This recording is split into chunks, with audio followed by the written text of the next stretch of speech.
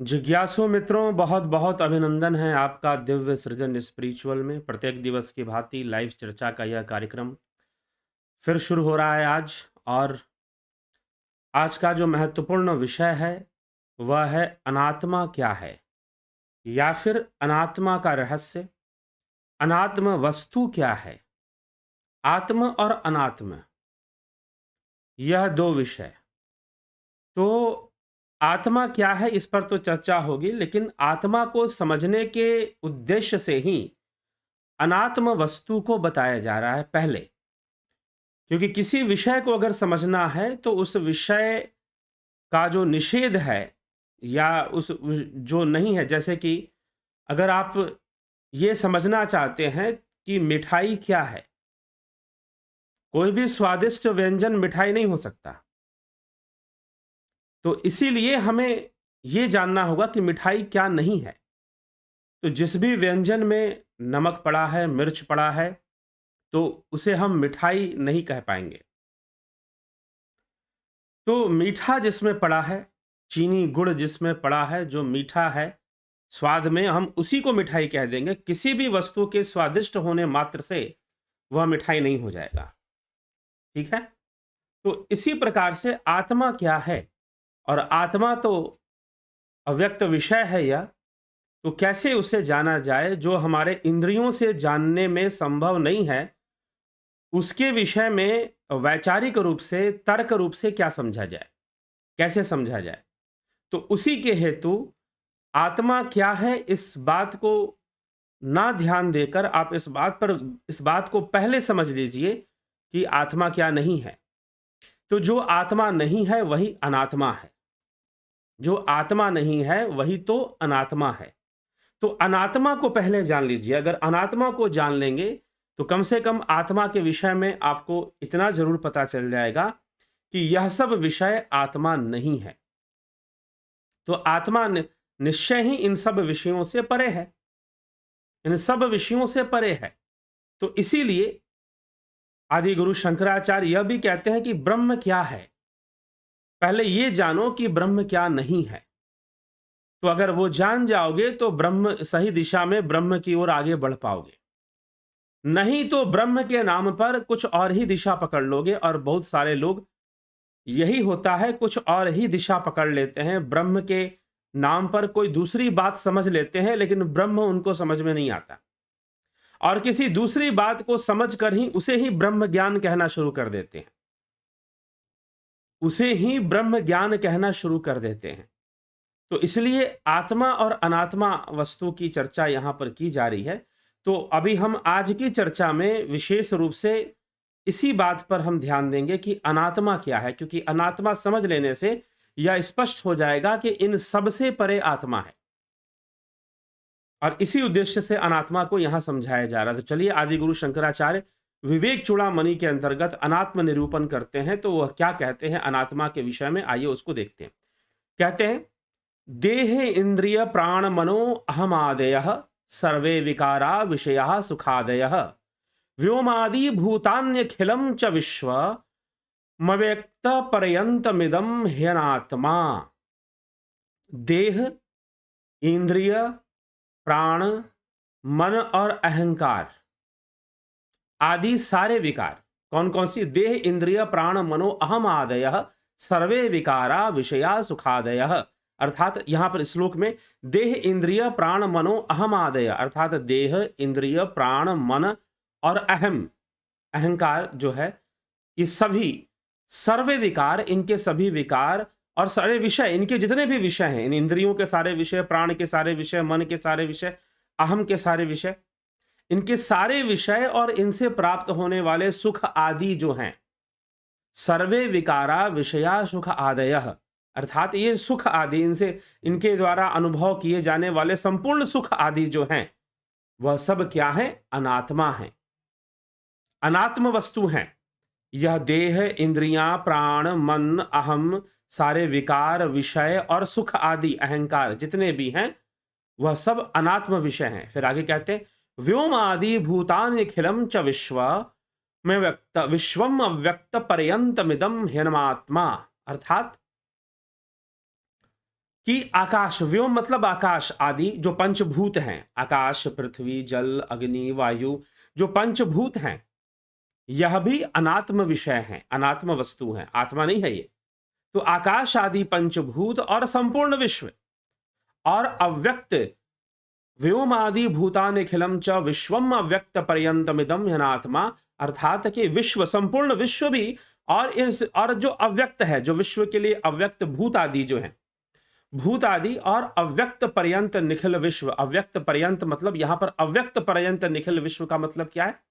अव्यक्त जो सूक्ष्म लोक है, जो ब्रह्मा का लोक कहा गया, उसे हिरण्यगर्भ लोक भी कहा गया, जो सूक्ष्म लोक है, जहां पर सूक्ष्म जगत है, तेजस लोक है, जो हिरण्यगर्भ, उसे अव्यक्त कहा भगवान श्री कृष्ण ने कि एक अव्यक्त ब्रह्मा का अव्यक्त है, उस अव्यक्त के परे भी परम अव्यक्त जो कि परम धाम है। श्रीमद् भगवद गीता में श्री कृष्ण ऐसे चर्चा करते हैं। तो यह जो अव्यक्त है, जो माया का अव्यक्त है, जो जीव जगत का अव्यक्त है, एक तो स्थूल से हम व्यक्त मान रहे हैं, इंद्रिय गम्य जो संसार है उसे हम व्यक्त मान रहे हैं यहां पर।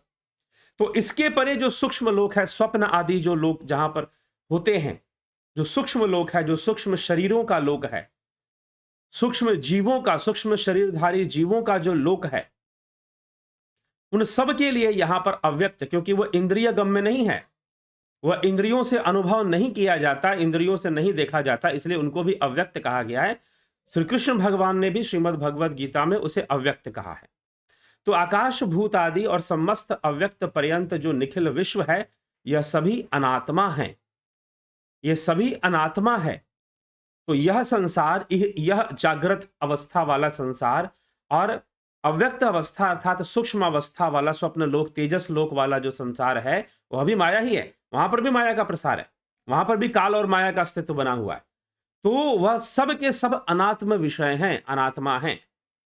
ठीक है, आगे कहते हैं, माया माया कार्यम सर्वम महदादि देह पर्यंतम असद्दिद मनात्मकम त्वम विधि मरु मरीचिका कल्पम। माया और महत तत्व से लेकर देह पर्यंत माया के संपूर्ण कार्यों को तू मरु मरीचिका के समान असत और अनात्मक ही जान। ठीक है, माया और महत तत्व से लेकर, अर्थात माया, ये माया का समझ लीजिए, प्रकृति की ही बात की जा रही है जब माया कहा जा रहा है। तो संपूर्ण प्रकृति और माया का जो प्रसार है, महत तत्व से लेकर, यहां पर लिखा जा रहा है महत तत्व से लेकर माया माया कार्यम सर्वदम महद आदि देह पर्यंतम, महद से लेकर देह पर्यंत तक। अब यहां पर सांख्य की जो विकासवाद का जो श्रृंखला है उसको यहां जोड़ा गया है। माया माया कार्यम सर्वम महद आदि देह पर्यंतम, ठीक ना, देह पर्यंत मतलब महत तत्व से लेकर देह तक। महत तत्व से देह तक की कितनी श्रृंखला है?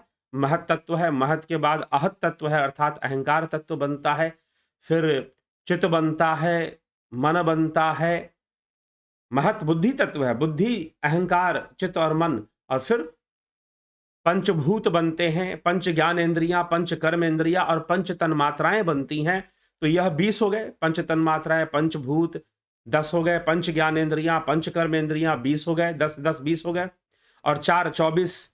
और इन्हीं सब से स्थूल शरीर, इन्हीं सबके विकास के क्रम में पहले सूक्ष्म शरीर बनता है अपंचीकृत होकर, वेदांत के अनुसार अपंचीकृत होकर पहले सूक्ष्म शरीर बनता है और फिर पंचीकृत होकर स्थूल शरीर बनता है, स्थूल देह बनता है। तो इसीलिए यहां पर कहा गया महद आदि देह पर्यंतम, मतलब महत तत्व से लेकर देह तक, स्थूल देह तक जितने भी विषय हैं, महत तत्व से लेकर स्थूल देह तक अर्थात बुद्धि से लेकर इस स्थूल देह तक जितने भी तत्व हैं, ये 24 के 24 तत्व जो हैं सांख्य के, ये सब के सब अनात्म वस्तु हैं, सब के सब अनात्म वस्तु हैं।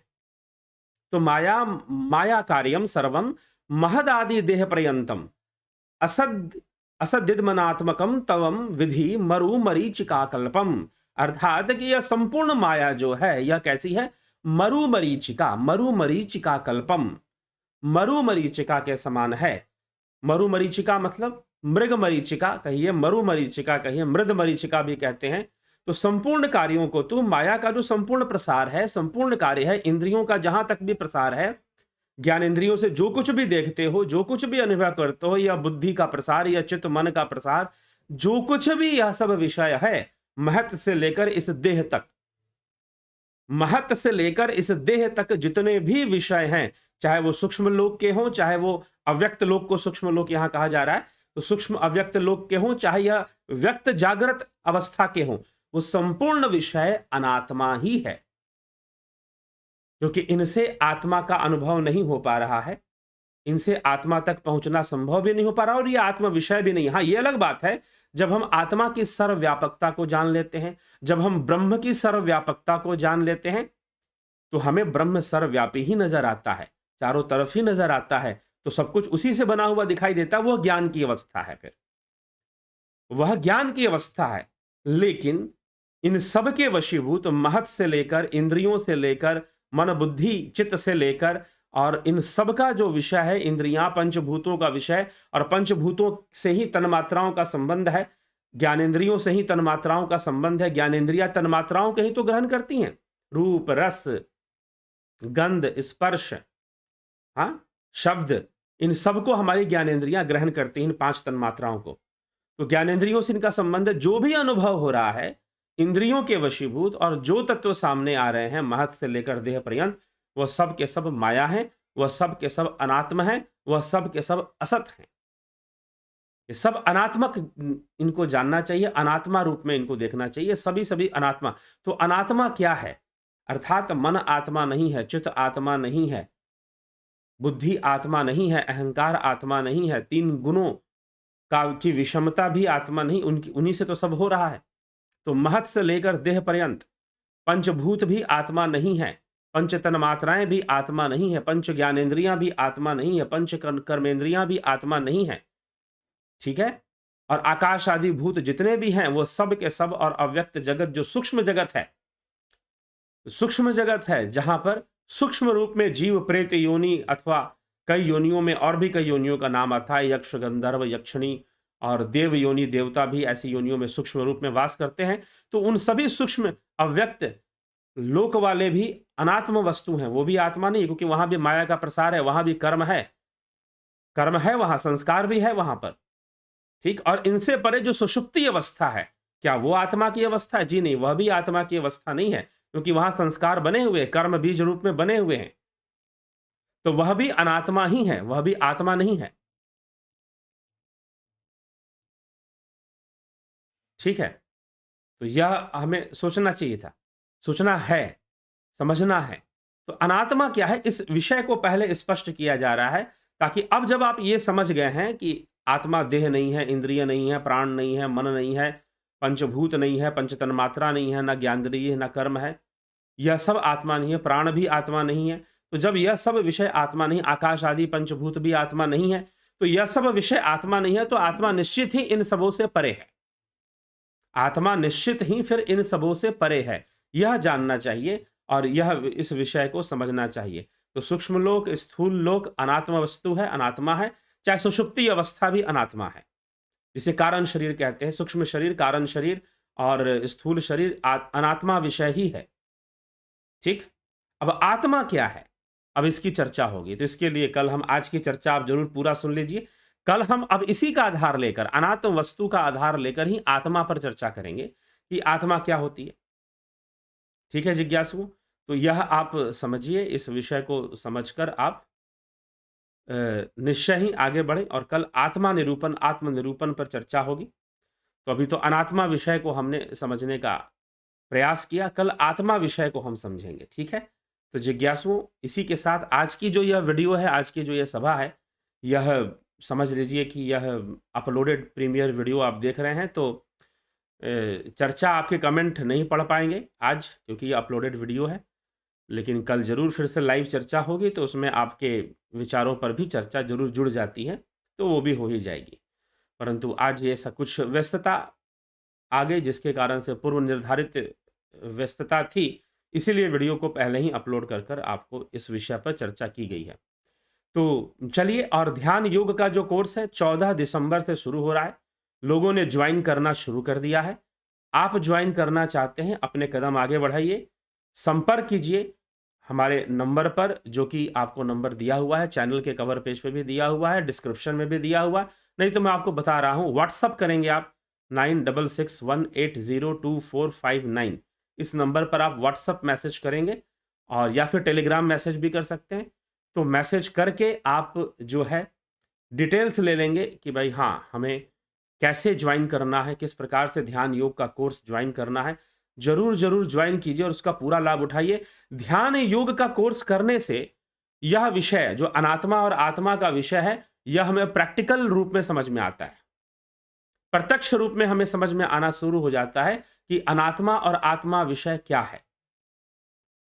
क्या अनात्म वस्तु है और क्या आत्म वस्तु है? तो इसका निरूपण बहुत अच्छे से ध्यान योग करते समय प्रैक्टिकल ही हो जाता है।